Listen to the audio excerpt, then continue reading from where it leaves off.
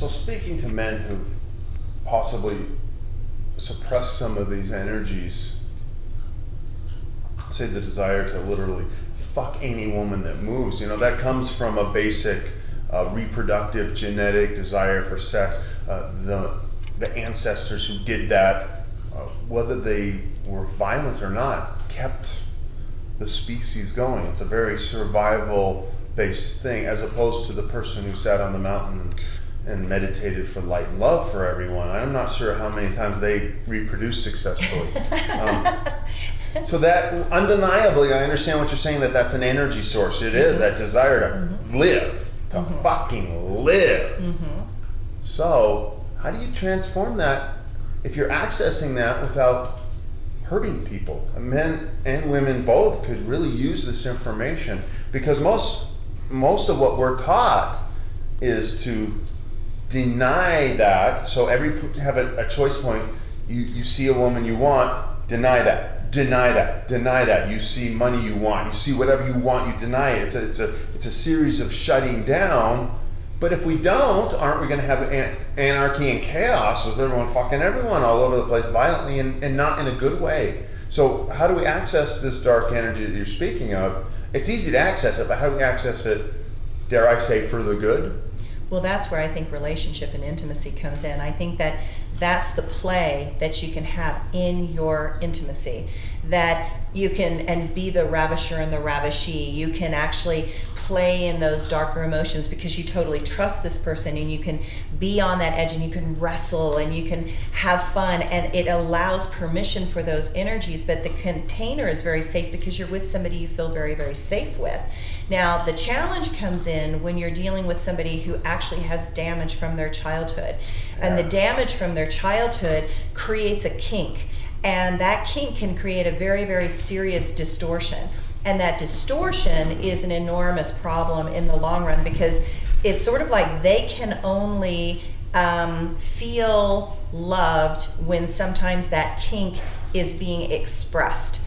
And that is challenging because you're actually dealing with a wound, and then your actions are sort of bandaged, like a bandage over a gaping wound. And I think that you actually do need to go back and address that wound and then learn to move from that. And I think it's a very, very tricky edge, because we're not saying dark energies or shadow energies to hurt other people. We're talking about it as we're playing into these edges, so we learn to embrace the part of ourself that we're maybe scared of embracing. And it's amazing how much in shadow, like, one of my shadow dynamics was to be my mother, and my mother's the sweetest thing in the whole world, but for me to be my mother was really scary. It was really scary to me. I never wanted to look like her, act like her, be like her. And so there's this huge healing that happened when I embraced my mother and I became her. I felt her. I moved through her. But isn't that shadow archetype work as opposed to darkness, which is the distinction? Yes, that's why she said you need to kind of tease those apart. Exactly. So that's a shadow aspect, exactly,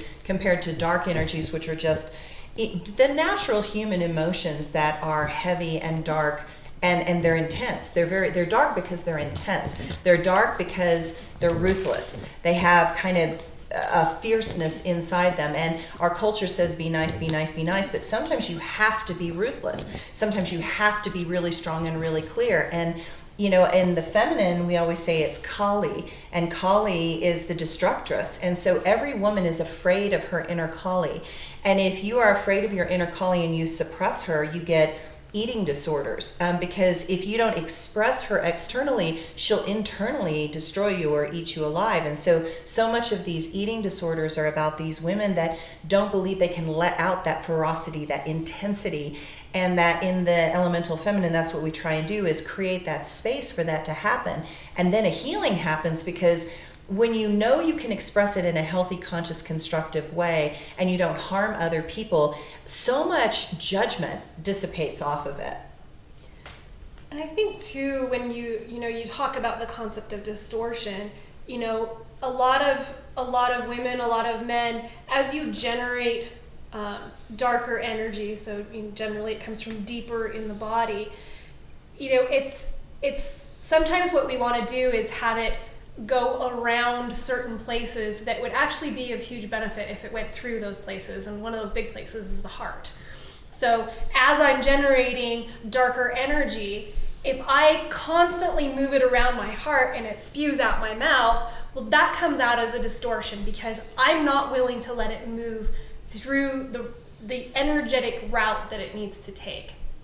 And so, again, a lot of what we deal with in the elemental feminine and why I think there's value in women working with women and men working with men is because you can work on those pieces with other women or with other men and unravel them so that when you go to your partner and you start working in the darker energetic realms, you now have a pathway through your heart. It becomes this much cleaner energy, less of a distortion as it tries to move through your body in this really convoluted way.